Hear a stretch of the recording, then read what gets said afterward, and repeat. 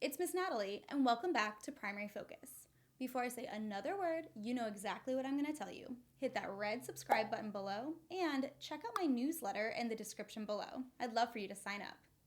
It's been about 4 months now since I left the classroom, and looking back at the videos that I took in the last month or so of school has been really emotional for me. I had a lot of love in my job.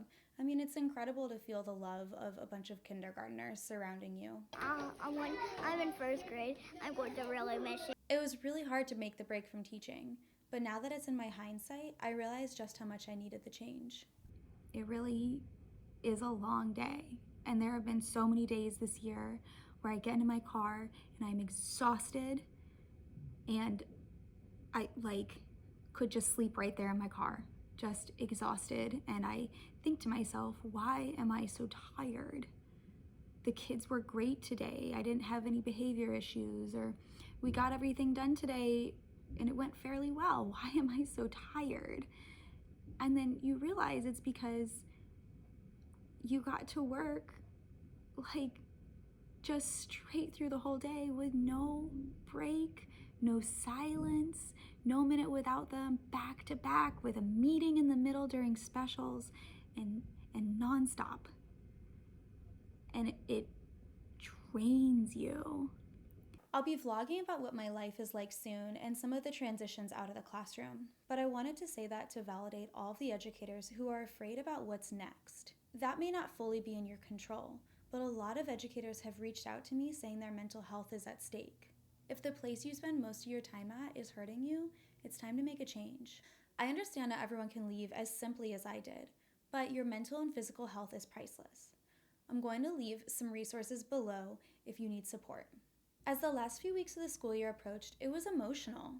I felt nostalgic, I felt excited, I felt sad, but mostly I felt focused. One of the great parts about working at a school, or some would argue the worst parts, is that it is so overwhelming that you really need to leave everything at the door to make it through your day. I was focused on having a strong finish. Right now I am in keep it moving mode.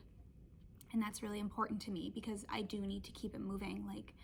I know that I will get to break down and think about this and reflect and miss things soon, but I need to get through this. I have kids that I need to teach every day, and that's my job. I'm gonna be professional as possible and contribute to my team and be the best person I can be as much as I can or I'm willing to until the very end. I pride myself on that. But I also had to clean out my classroom. Teachers are the worst hoarders, and they have a tendency to just leave their things behind when they move classrooms. When I moved to my classroom, it was filled to the brim with stuff.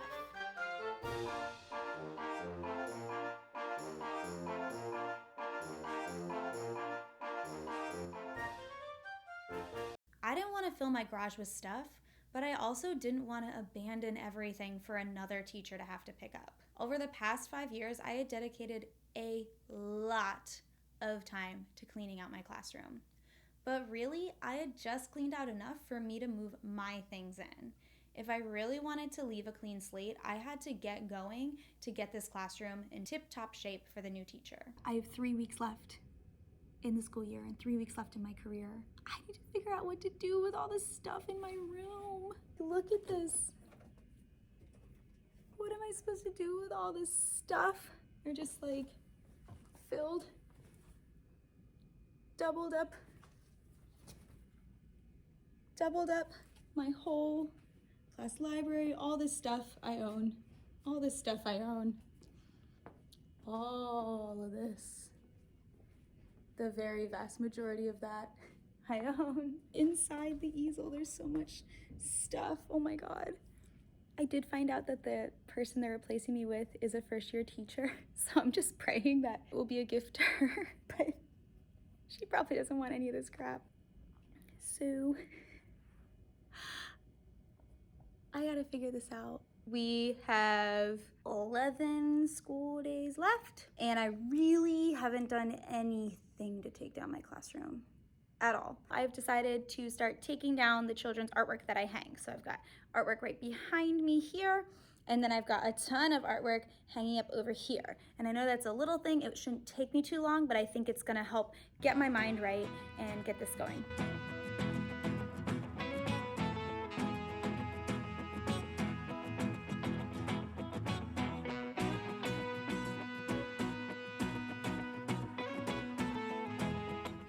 So it is the Friday leading up to Memorial Day weekend. More than half my class was gone by the end of the day. I said, well, this is a good time to start cleaning some things out. I went through like a bunch of boxes of toys and games that I haven't used in a really long time and gave a lot out, gave out all the old Play-Doh to the kids that were there. And that was fun because there were so few kids that they actually did get to like look and take what they want. This is my kid giveaway table. I keep refilling this with things for the kids to take home. They get pretty excited and empty it pretty quickly. I mean, I think it made a dent. I don't think the new person's gonna realize the dent that it made. A lot of the stuff I'm doing first are things that I don't use and haven't used, and every time I take them out, I'm like, oh, I'm not gonna throw this away because it's cool and I'm gonna use it, and then I put it back where it was and I never use it. I've got some things sitting out on my table in the hallway and maybe people will take them. I have to remind myself, like, everything I give away, I can get back and recreate. I can't be bought into the sunk cost of holding on to things. I wanted to be professional, but I also wanted to leave on a high note. As I said in my other vlog, if this was going to be my last year teaching, it was going to be a good year teaching. So I found opportunities to live my best teacher life. Ready? Twinkle, twinkle, little star. Here we go.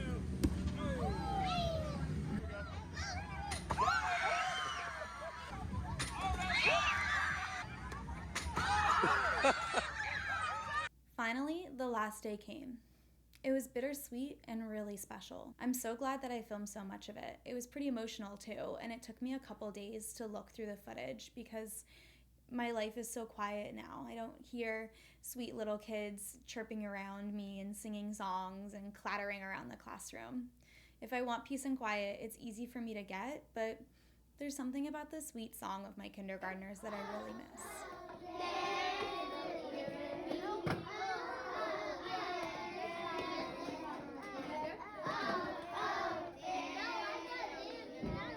I'll share a few clips here, but I'm keeping several of them to myself so that I can remember what my day was like as a teacher. Crisscross. Applesauce. Okay, we're thinking back about memories from kindergarten. Go ahead, buddy. What do you remember? I remember when we did the Play-Doh with the toothpaste and I got my hand stuck in it. Oh, and the toothpick? Oh, good Lord, never forget that. Do you know I went home and I cried? I cried. When you played on the playground with us. Going down the slide, I do remember that. I love it. I love it.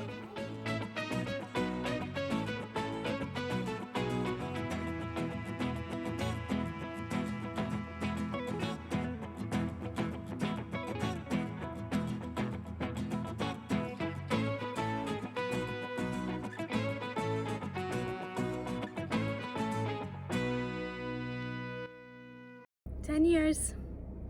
10 years. And the bus has just left. I'm sitting in my car, and I guess I'm gonna go out with colleagues and things next. I'm really confident in my decision, but it's hard. I love what I do, and I wish I didn't feel like I had to leave to protect myself, because it is not the teaching, it is not this that I am leaving. It is all of the other stuff that crowds in. If it was, because we got a really good thing here.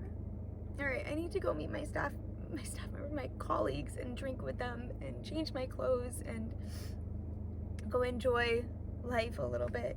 I feel confident in my decision, but that doesn't make this much easier. Okay. The next couple days, I had teacher work days to finish cleaning my classroom.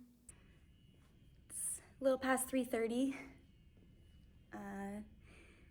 Still cleaning out. I don't know if you can see. I chose to wear all black today, and it is slowly becoming like a shade of gray because I'm covered in dust and spills. And I've gone through every corner of my room. I've cleaned out both teacher desks, which I'm really impressed with. Honestly, I'm a little bit jealous because this room has never been so cleaned and kind of organized and nice. I'm sure she's gonna think it's full of junk or random things, and there'll be tons of things she throws out or has no idea what it is, but it's in really great shape for her, and there's shelf space and there's drawers that are open, and there is room for her to grow in here. And to the new teacher that's in there, I doubt you'll ever see this, but I want you to know I'm rooting for you, and I really love how you painted the classroom. It's been really hard to look back and create these vlogs. Honestly, I've been putting this one off because I know that the last month of school was just a really tough time. There was so much going on, so much on my plate that I was responsible for, but also so many emotions to go through. But I'm sharing these videos, and I think it's important to make them because my story is not unique. There's a lot of people that have left the classroom or are thinking about it because they've been pushed to the limit. I urge you to pay attention, to vote, and to advocate for education and educators in the United States. There's a lot that you can do as a voter by participating in local and state elections. So do it, pay attention, and ask candidates what their thoughts are on education. Anyway, my name's Natalie. I'd love it if you subscribed to Primary Focus and signed up for my newsletter. That's all for now. See you next time.